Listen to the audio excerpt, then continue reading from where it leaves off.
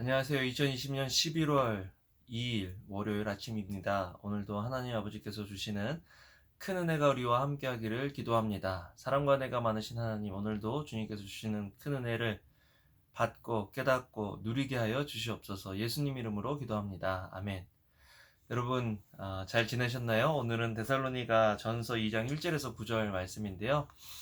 데살로니가를 보면 바울이 빌립보에서부터 시작된 2차 전도 여행이 하나님의 뜻 가운데서 바울이 가기를 원하는 곳은 다른 곳이었지만 하나님께서 이제 빌립보로 마게도냐 청년의 환상을 보여주시면서 와서 우리를 도우라라는 그 환상을 따라서 이제 2차 여행의 목적지가 바뀌게 된 거죠.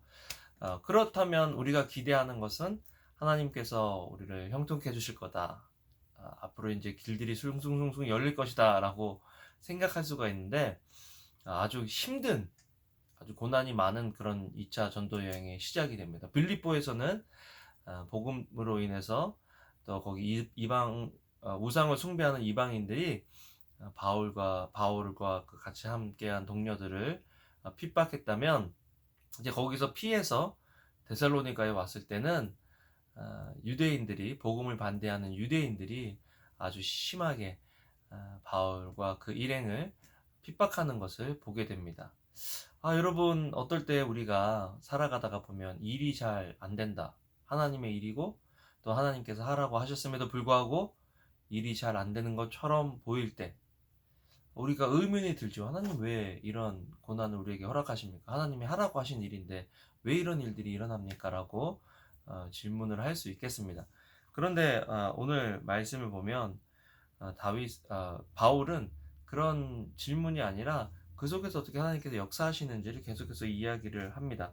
2절에 여러분도 알다시피 우리가 전에 빌립보에서 고난과 모욕을 당했으나 많은 반대에 부딪히면서도 우리 하나님 안에서 담대하게 하나님의 복음을 전했습니다. 우리의 사명은 어떤 결과를 예측하는 것이 아니라 그 상황 속에서 우리에게 주신 그 부르심과 하나님의 사명, 우리에게 주신 사명을 완수하는 것이다. 사도 바울의 사명은 복음을 전하는 것이고 이방인들에게 복음을 전하는 것이었기 때문에 거기에 대한 사람들의 반응과 또 힘든 어려운 고난도 그 사람에게 그렇게 큰 문제가 되지 않았다라는 거죠. 얼마나 반대가 많았으면 많은 반대라고 했을까요? 고난과 모욕, 반대. 이거 우리가 다 싫어하는 것들이잖아요.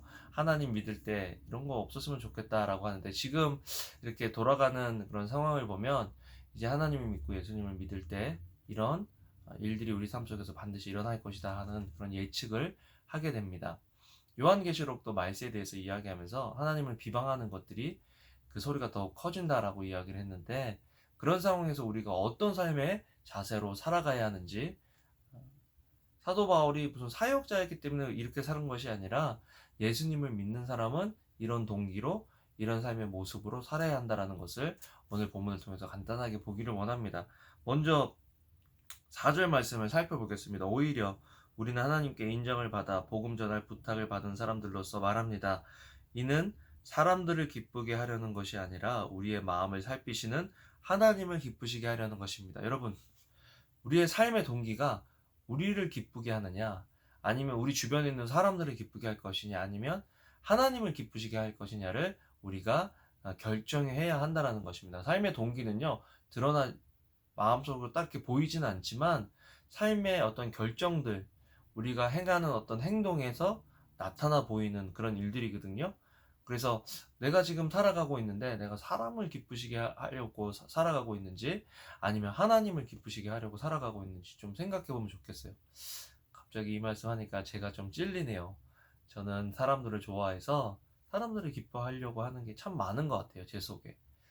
물론 그것이 하나님의 사람들을 섬기고 또 하나님께서 맡겨주신 사람들을 섬기는 일일지라도 동기는 하나님을 기쁘시게 해야 하는 일이다라는 것을 생각해야 될 거예요. 왜냐하면 내가 만약 사람을 기쁘시게 하는 일이라고 생각하고 그 일을 막 했는데 그 사람이 기뻐하지 않는다든지 아니면 그 사람의 반응이 내가 생각했던 것과 다르면 그 사람한테는 하나님께서 하라고 하신 일을 안 할 수도 있는 거죠. 그런데 만약에 하나님을 기쁘시게 하는 동기가 되면요, 내 생각, 내 감정과 상관없이 하나님께서 하라고 하셨기 때문에 그 일을 할 수 있는, 더 할 수 있는, 아니면 덜 할 수 있는 그런 기준이 생긴다라는 거죠. 여러분, 오늘 하루를 살아가시면서 하나님을 기쁘시게 하는 삶 살아가면 좋겠습니다. 두 번째로는 삶의 자세입니다. 8절에 보면요, 여러분 이토록 사랑의 하나님의 복음은, 여러분을 이토록 사랑해서 하나님의 복음은 물론 우리의 생명까지도 여러분에게 주기를 기뻐했습니다.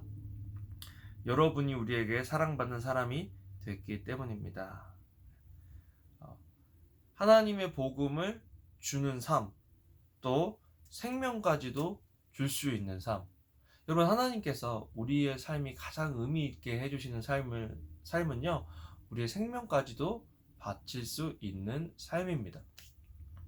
내가 이렇게 하면 저렇게 하면 막 두려워지는 어떤 그런 일들은요, 사실 우리의 사명이 아닐 확률이 많아요. 하나님께서 우리에게 주신 사명은요, 우리의 목숨을 바쳐도 아깝지 않을 그런 삶이 될 수 있다라는 거죠. 삶의 동기는 하나님을 기쁘시게 하는 것, 또 삶의 자세는 내가 이 목숨을 바쳐도 아깝지 않을 만큼 하나님께서 나에게 주신 일에 헌신하는 것, 그것이 이루어질 때 우리도 바울 사도처럼 상황이나 환경이나 사람들의 반응에 상관없이 하나님의 일을 이루는 의미 있는 삶을 살아갈 수 있다는 것, 오늘 본문을 통해서 우리가 배우게 되는데요. 여러분, 코로나 바이러스 사태로 많이 힘들고 어려운데 지금 내가 살고 있는 이 삶의 동기가, 또 살아내고 있는 삶의 자세가 사도 바울처럼 하나님을 기쁘시게 하는 것인지, 또 내 목숨을 다 바쳐도, 내 일생을 다 바쳐도 아깝지 않은 것인지 한번 점검해 보시고 다시 한번 우리의 삶을 하나님을 향하는 그 삶으로 살아가는 그런 하루 되기를 소원합니다. 기도하겠습니다. 사랑과 은혜가 많으신 하나님, 오늘도 말씀을 통해서 우리의 삶의 동기와 우리의 삶의 자세를 볼 수 있도록 도와주신 것을 인하여 감사를 드립니다. 하나님을 기쁘시게 하는 삶 살아갈 수 있도록 도와주세요. 예수님 이름으로 기도합니다. 아멘. 여러분, 오늘도 좋은 하루 되시고요. 사랑합니다.